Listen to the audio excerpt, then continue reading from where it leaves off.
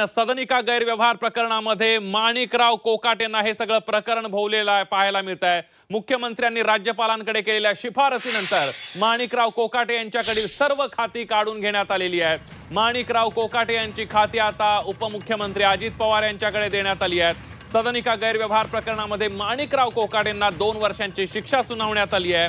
तसंच त्यांच्या विरोधामध्ये अटक वॉरंट देखील काढण्यात आले आणि त्यामुळे कोणत्याही क्षणी माणिकराव कोकाटेंना अटक होण्याची शक्यता आहे आणि त्यामुळेच माणिकराव कोकाटे यांच्याकडची सगळी खाती काढून घेण्यात आलेली आहेत। खातं काढून घेण्यासाठी राज्यपालांकडे मुख्यमंत्र्यांनी शिफारस केली आणि त्यानंतर ही खाती काढून घेण्यात आलेली आहेत। आता माणिकराव कोकाटे यांच्याकडची ही खाती अजित पवार यांच्याकडे सोपवण्यात आलेली आहेत। कोकाटेंवर अटकेची टांगती तलवार आहे। त्यांच्या विरोधात अटकेचं वॉरंट सुद्धा काढण्यात आलेलं आहे। मुख्यमंत्री देवेंद्र फडणवीस यांनी राज्यपालांना पत्र लिहिलं आणि या पत्रानंतर खातं काढून घेण्यासाठी खाती जी आहेत ती काढून घेण्यात आलेली आहेत। सदनिका गैरव्यवहार प्रकरण माणिकराव कोकाटेंना भोवल्याचं पाहायला मिळतंय। 2 वर्षांची शिक्षा सुनावण्यात आली आहे। त्यांच्यावर अटकेचं वॉरंट सुद्धा काढण्यात आलेलं आहे, अटक वॉरंट करण्यात आलेलं आहे आणि त्यामुळे माणिकराव कोकाटे यांना कधीही अटक होण्याची शक्यता आणि त्याच तोंडावर आता कोकाटे यांच्याकडची खाती सुद्धा काढून घेण्यात आलेली आहेत। आणि याविषयी अधिक माहिती घेण्यासाठी जाऊयात, आपले प्रतिनिधी योगेश खरे आपल्या सोबत आहेत। योगेश, आपण बघतोय हे गैरव्यवहार प्रकरण कुठेतरी सदनिका गैरव्यवहार प्रकरण माणिकराव कोकाटेंना भोवल्याचं पाहायला मिळतंय। 1995चं हे प्रकरण, 97 पासून ह्या सगळ्या तारखा आणि केसेस सुरू झाले, प्रकरण न्यायप्रविष्ट होतो आणि त्यानंतरचा हा सगळा प्रकार आता 25ला निकाल लागलाय। माणिकराव कोकाटेंना कधी अटक होऊ शकते, त्यांचा आता खाती सगळी त्यांच्याकडून काढून घेण्यात आली आहेत। काय सांगाल सविस्तर योगेश?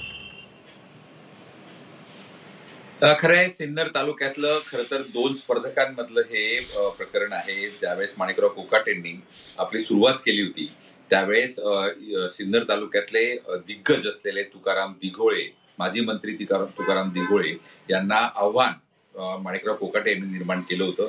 माणिकराव कोकाटेंचा बेधडक आणि आक्रमक स्वभाव यामुळे ते अनेक समाजामध्ये सिन्नर मतदारसंघामध्ये मोठे लोकप्रिय झालेले होते आणि त्यांच्या एकूणच जे काही बेधडक स्वभावाचे नमुने होते त्यातच त्यांनी अनेक चुका केल्या। त्यातली ही सर्वात मोठी चूक म्हणजे राजकारणाच्या सुरुवातीला केलेली त्यांनी ही चूक आहे। यामध्ये त्यांनी जी सदनिका मिळवली ती सदनिका आपलं उत्पन्न कमी दाखवून मिळवली, तर दुसऱ्या बाजूला शस्त्र परवाना मिळवला, तो उत्पन्न जास्त मिळवून दाखवला आणि त्यामुळेच या दोघांमधली कागदोपत्री असलेले पुरावे समोर असल्यामुळे आता पूर्णपणे माणिकराव कोकाटे हे अडचणीत आले। त्यांचं क्रीडा मंत्रीपद जाणारच आहे। सध्या जर आपण थोड्या दिवसांपूर्वी जर आपण काही बघितलं तर कृषी मंत्री पद सुद्धा त्यांच्या वक्तव्यांमुळे हातचं गेलं होतं आणि तरी पण त्यांना बाकी म्हणजे पूर्णपणे मंत्रिपदावरून दूर न करता अजित पवारांनी त्यांना इतर म्हणजे कमी दर्जाचं मंत्रिपद दिलं होतं। त्याचबरोबर 2-3 वेगळी खाती पण दिली होती, जेणेकरून त्यांचा माध्यमांशी जास्त संपर्क येणार नाही, ते अधिक बोलू शकणार नाही। मात्र तरीही त्यांचं हे जुन्या प्रकरणामुळे आज माणिकराव पूर्णपणे गोत्यात आले। नाशिकच्या सरकारवाडा पोलीस स्टेशन मधून ही कारवाई खरं म्हणजे अपेक्षित होती, मात्र ती होऊ शकली नाही, कारण की नाशिकच्या न्यायालयाने आज जे काही अटकेचं वॉरंट होतं ते उशिरानं नाशिक पोलीस आयुक्तालयाकडे पाठवलं। जवळजवळ 6:30 वाजता पोलीस आयुक्तालयामध्ये जे कर्मचारी होते त्यांना हे इन्व्हर्ट करण्यात आलं आणि त्यानंतर हे गुन्हे शाखेकडे वर्ग करण्यात आलं। गुन्हे शाखेने आता याची कारवाई सुरू केली आणि कदाचित आज रात्री उशिरा किंवा उद्या सकाळी त्यांना अटक करण्यासाठी, अगदी आज रात्री उशिरा किंवा उद्या सकाळी माणिकराव कोकाटेंना अटक होण्याची शक्यता आहे। योगेश, तुम्ही आमच्यासोबत असेच राहा। यानंतर जाऊयात, कपिल राऊत आपले प्रतिनिधी आपल्यासोबत आहेत। कपिल, या सगळ्यामध्ये आपण बघतोय कुठेतरी माणिकराव कोकाटे आता रुग्णालयामध्ये दाखल आहेत, मात्र आता ज्या पद्धतीने माहिती दिली योगेश यांनी की आज रात्री किंवा उद्या सकाळी त्यांना अटक होऊ शकते, तर दुसरीकडे मंत्रिमंडळ आणि सरकारमध्ये सुद्धा या सगळ्या प्रकरणामध्ये हालचाली सुरू आहेत, खाती काढून घेण्यात आली आहेत। माणिकराव कोकाटे आणि अजित पवारांकडे राजीनामा सुपूर्द केला, त्यामुळे त्यांचं मंत्रिपद जाणार आहे, आमदारकीच्या बाबतीमध्ये सुद्धा जाण्याची शक्यता वर्तवली जाते। काय सांगाल, सरकार दरबारी काय हालचाली सुरू आहेत? नक्की ही जी पूर्ण प्रकरण जर पाहिलं तर 4 टप्पे समोर येतात. पहिला टप्पा म्हणजे माणिकराव कोकाटे आता इस्पितळामध्ये ॲडमिट आहेत, त्यांच्यावरती उपचार सुरू आहेत. एकीकडे हे सुरू असताना कायदेशीर कारवाईला वेग आलेला आहे. कालच्या कोर्टाने जसं त्यांना 2 वर्षी सजा सुनावलेली आहे, त्याच्यावरती हायकोर्टामध्ये गेलेले आहेत माणिकराव कोकाटे टीम, आणि हायकोर्टाची सुनावणी जी आहे ती शुक्रवारी आहे. परंतु अटक वॉरंटची जी प्रत आहे ती मात्र नाशिकच्या पोलिसांना मिळालेली आहे. त्यामुळे ते कोणत्याही क्षणी इथे येऊ शकतात आणि त्यांची अटक करू शकतात. पहिल्यांदा ते आपल्या जे डॉक्टर्स आहेत, जे डॉक्टर ज्याची काळजी घेतात, जे डॉक्टर ज्यांच्यावर उपचार करतात, त्यांच्याशी ते संवाद साधतील, किती गांभीर्य आहे यांच्या पूर्ण आजारपणामध्ये हे शोधण्याचा प्रयत्न करतात. आणि त्यानंतर नाशिक पोलीस आपली स्टेप घेऊ शकतात, ते त्यांना अरेस्ट करू शकतात, अटक करू शकतात. आणि शुक्रवारी मग जेव्हा हायकोर्टाने जो निर्णय देतील त्याच्यावरती सर्व लक्ष असणार आहे. त्याच्यावरती पूर्ण भवितव्य अवलंबून असणार आहे का माणिकराव कोकाटेंना अटक होणार, का जामीन मंजूर होणार, की काय त्याची पुढची स्टेप्स असणार आहेत, या सर्व गोष्टी डिपेंड्स आहेत. तिसरीकडे आपण पाहिलं तर त्यांची खाती आहेत, जे मंत्रीपद आहेत ते काढून घेण्यात आलेले आहेत. ती खाती आता अजितदादाकडे वर्ग करण्यात आलेली आहेत. ही राजकीय घडामोडी घडत आहेत. आणि सर्वात महत्त्वाचं म्हणजे आता एक महत्त्वाचा प्रश्न निर्माण झालेला आहे का नाशिकचा राष्ट्रवादीचा चेहरा कोण. आपण जर पाहिलं तर छगन भुजबळ हे आजारी आहेत, त्यामुळे ते निवडणुकीमध्ये सक्रिय असतील का, हा एक प्रश्नचिन्ह आहे. दुसरं, आता माणिकराव कोकाट्यांची अशी अवस्था आहे का कधीही त्यांचं मंत्रीपद जाऊ शकतं, मंत्रीपद गेलंच आहे, आमदारकी जाऊ शकते. त्यामुळे एक जो चेहरा होता ते चेहरे आता त्यांच्यावर राहिले नाहीये. त्यामुळे आता नाशिकचा चेहरा कोण, हा एक मोठा प्रश्न आहे. अनेक राजकीय घडामोडी याच्या पूर्ण केसच्या अवतीभोवती फिरतायत. त्याचबरोबर अनेक कायदेशीर बाबी आजूबाजूला फिरतायत. त्यामुळे जसं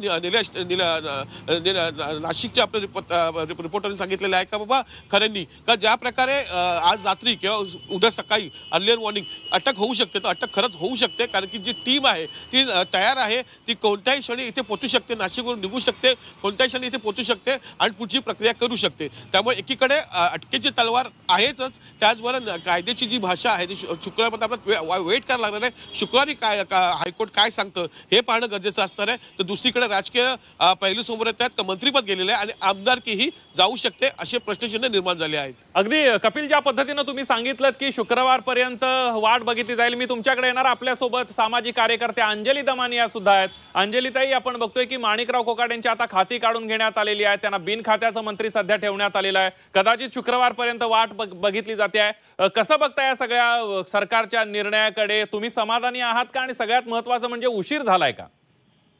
मला वाटत नाही की ते शुक्रवारपर्यंत वाट बघतील, कारण आत्ताच्या घटकेला त्यांच्याकडनं खातं काढून घेण्यात आलंय, पण ते बिनखात्याचे मंत्री आहेत त्याच्यावर अजून क्लॅरिटी तितकीशी आलेली नाहीये. तर मला सीएम's ऑफिसकडनं जेव्हा ही क्लॅरिटी तुम्हाला मिळेल त्याच्यानंतरच मी त्याच्यावर बोलेन. आत्ताच्या घटकेला मला असं वाटतंय की त्यांच्याकडनं कदाचित मंत्रिपदच काढून घेतलंय आणि मग रात्री त्यांना अटक करण्याची कारवाई कदाचित होणं अपेक्षित आहे.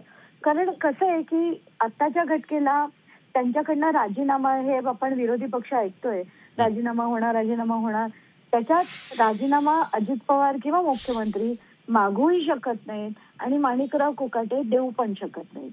कायदा त्याच्यातला असा आहे की त्यांना त्यांची आमदारकी रद्द केली जाते. हे प्रोसिजर हे विधानसभेकडनं म्हणजे विधिमंडळाकडनं केलं जातं. पण हे आताच्या घटनेला हे करून हे पत्र पाठवलं गेलंय की नाही फडणवीसांकडनं त्याची क्लॅरिटी नाहीये. पण फडणवीसांनी जे पाठवलंय पत्र त्याच्यावर गव्हर्नरनी जे उत्तर दिलंय की त्यांनी ती जी पद आहे ते काढून आता अजित पवारांकडे दिलेलं आहे, त्याच्यातलं पहिल्या पत्राचं टेक्स्ट काय आहे ते समजून घेणं गरजेचं आहे. म्हणजे त्याच्यात राजीनामा होणार नाही, त्यांची आमदारकी रद्द होईल, मंत्रिपद रद्द होईल. आणि हीच कारवाई जर तुम्हाला आठवत असेल राहुल गांधींवर पण झाली. बिलकुल. जेव्हा राहुल गांधींनी मोदींवर टीका केली होती की सगळे जे भ्रष्टाचारी असतात ते मोदी असतात का, म्हणजे ललित मोदी, नीरव मोदी वगैरे वगैरे, जेव्हा ते बोलले तेव्हा त्यांच्यावर देखील अशीच केस झाली होती सुरत कोर्टामध्ये. त्यांना देखील 2 वर्षाची शिक्षा दिली गेली. पण तेव्हाची कारवाई पार्लमेंटकडनं केली गेली आणि पार्लमेंटने त्यांचं ते सदस्यत्व कॅन्सल केलं होतं.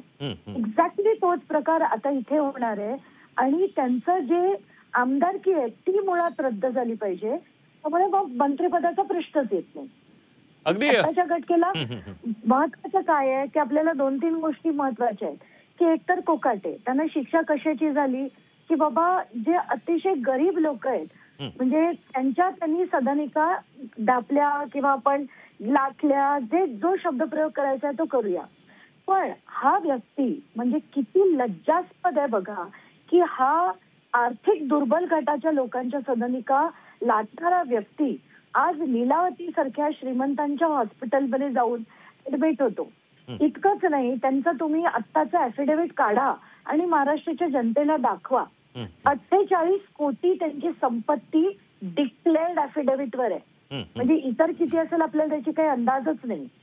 7 घरं, 5 गाड्या, 16 कोटीच्या जमिनी आणि 2 कोटीचं सोनं, इतकं जर या व्यक्तीकडे असेल आणि हा अतिशय गरीब लोकांच्या जर सदनिका घेत असेल, लाटत असेल, कुठलं कोर्ट यांना कसल्या प्रकारचा रिलीफ देणार आहे?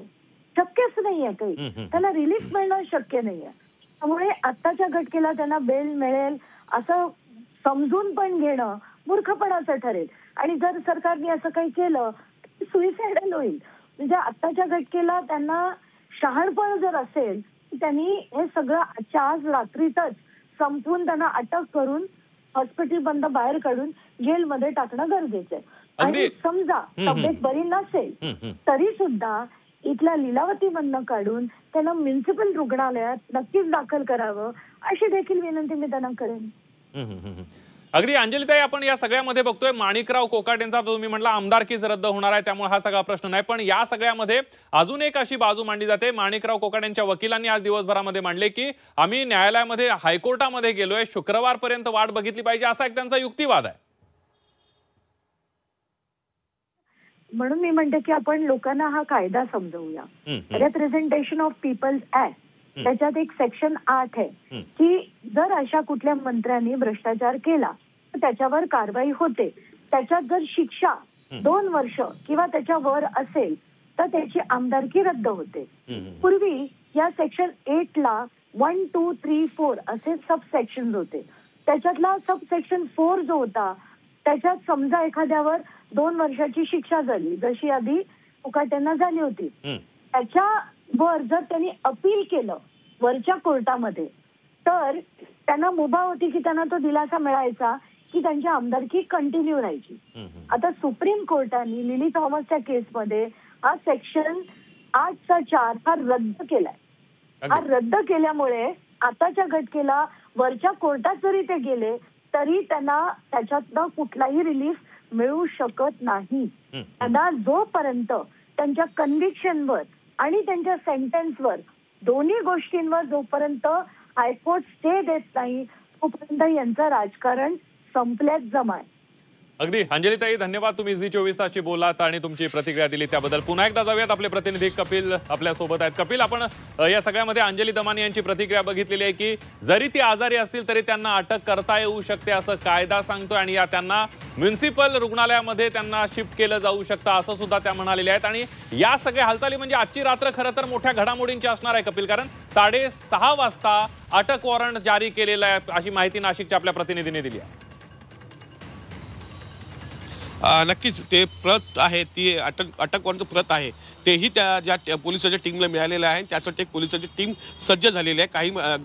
काही वेळापूर्वी आपण बातमी बघितलेली आहे का पोलिसांची टीम सज्ज झालेली आहे. आता पोलिसांची टीम कधीपर्यंत इथे पोहोचते आणि त्याचबरोबर पोलिसांच्या टीमचं आणि डॉक्टरांशी काय चर्चा होते, कितपत सिरियस आहेत, कितपत त्यांची तब्येत बिघडलेली आहे हे पाहणं गरजेचं असणार आहे. आणि त्या अनुषंगाने 2 गोष्टी असू शकतात. त्यांना अटक होऊ शकते. दुसरी गोष्ट करून जसं अंजलीताई म्हणाल्या आहेत का त्यांना सरकारी हॉस्पिटल जिथे सरकारी जो एक नियम आहे का अशा कोणी जे आरोपी असतात किंवा ज्यांची शिक्षा ज्यांना ठोठवली जाते अशांना सरकारी हॉस्पिटलमध्येच नेण्यात येतं. तर या 2 गोष्टी होण्याची शक्यता दाट आहे. त्यामुळे आज काही होऊ शकतं. जर नाशिकवरून टीम निघाली असेल तर त्यांना अटकही होऊ शकते किंवा मग सरकारी इस्पितळामध्ये त्यांची रवानगी होऊ शकते. पुढचा जो उपचार आहे तो सरकारी इस्पितळात ते त्यांना देऊ शकतात आणि त्यानंतर शुक्रवारची वाट पाहू शकतो शुक्रवारी काय घडतं आणि त्या अनुषंगाने पुढची जी कायदेशीर कारवाई आहे ती समोर येऊ शकते.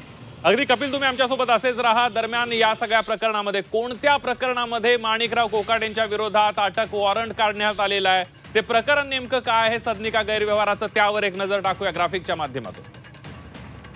1995 मध्ये मुख्यमंत्री कोट्यातून कमी दरात मिळणाऱ्या सदनिकांच्या कागदपत्रात फेरफाराचा त्यांच्यावर आरोप होता. नाशिकच्या सरकारवाडा पोलीस स्टेशनमध्ये गुन्हा दाखल झाला. 1997 पासून हे प्रकरण सुरू झालंय. एकूण 4 आरोपी आहेत, त्यामध्ये कोकाटे आणि त्यांच्या भावाचा सुद्धा समावेश आहे. 20 फेब्रुवारीला कोकाटेंना शिक्षा सुनावत काही तासातच जामीन देण्यात आला. मंगळवारी न्यायालयानं 2 वर्षांची शिक्षा कायम ठेवत 10,000चा दंड ठोठावलाय.